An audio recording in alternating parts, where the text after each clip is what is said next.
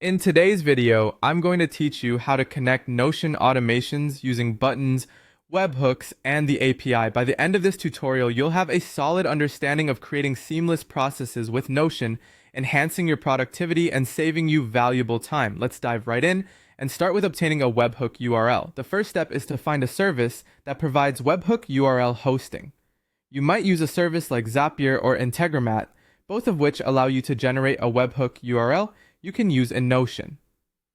Once you're logged into your chosen service, navigate to the webhook section. Here, you'll see an option to create a new webhook. When you create this webhook, a unique URL is generated. This URL is crucial as it will act as the intermediary link between Notion and other apps you aim to automate your tasks with. Be sure to copy this URL to your clipboard as you'll need it later. With your webhook URL ready, let's move on to adding a button in Notion. Open your Notion workspace and go to the page where you want the button to appear. This could be a dashboard or any page where you manage your tasks. In Notion, buttons are typically created using the up button command. Once you type the / and button, you'll see an option to create a button appear in the dropdown. Select this option and you'll be guided through a setup wizard to configure your button. Think carefully about the button's label. This is what you or anyone else will click on later. So make it intuitive and reflective of the action it will take. Now that your button is placed on the page, it's time to configure the button action. Click on your newly created button to open the setup options.